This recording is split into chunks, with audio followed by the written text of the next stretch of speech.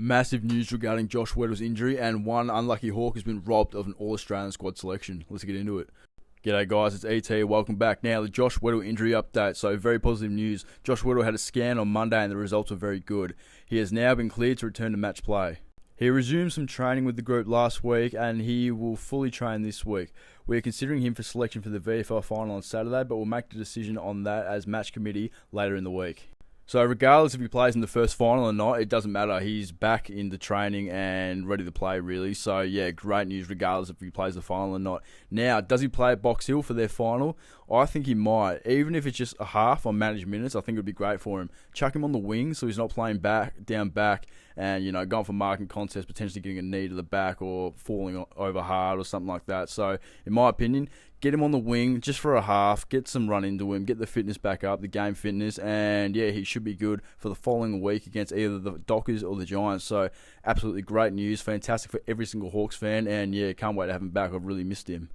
Now, the All-Australian squad was announced today, and Jack Gunston was included at 12.5 touches a game, 3.1 goals a game, 62 goals from 20 games this year, 7.6 score involvements, and 5 marks a game.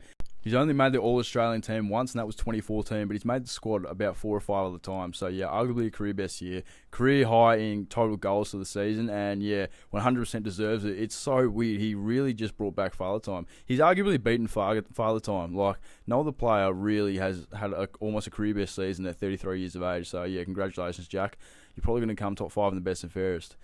The only other player is Josh Battle. Had a super consistent year, played every game, and yeah, he really hasn't had a bad game all season. 18.5 touches a game, which is absolutely elite for a key defender. 5.5 marks, which isn't too bad, but 6.2 intercepts, 2.8 score involvements, which is really good, and 80% efficiency. Now, I had a feeling, not that he would make the All-Australian squad, but I thought he's sort of up there in contention, but I didn't think he was going to make it. But thank goodness some of the selectors have actually looked out, and yeah, obviously they see how good he is, and he's absolutely deserving of this selection. Is he going to make the best 22? I don't think so, but yeah, you can't take away from the fact that this is his first All-Australian squad selection, and he completely deserved it. So, especially for the first season at the club.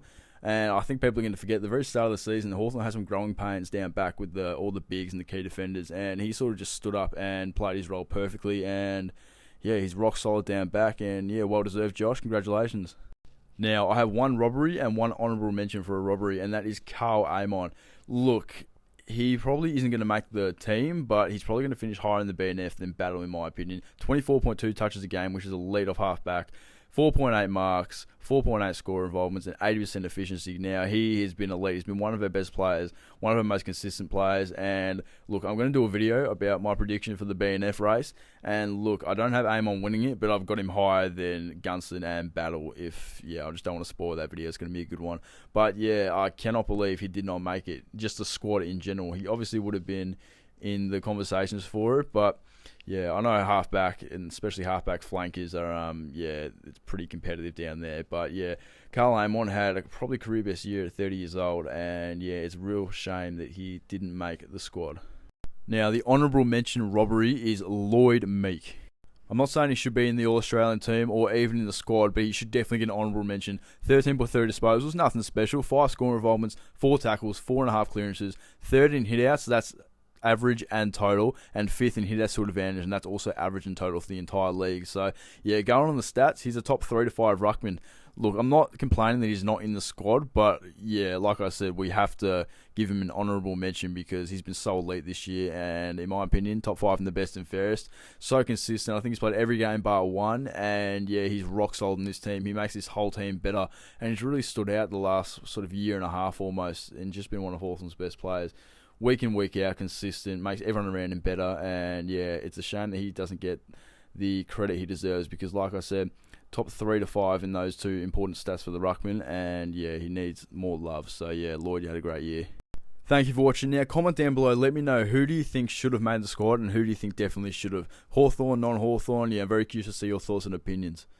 Also, this week I'm going to be making a Hawthorn best and fairest prediction, so top 5 to 10 to 15, and yeah, it's going to be a good one, so make sure you stick around and check it out.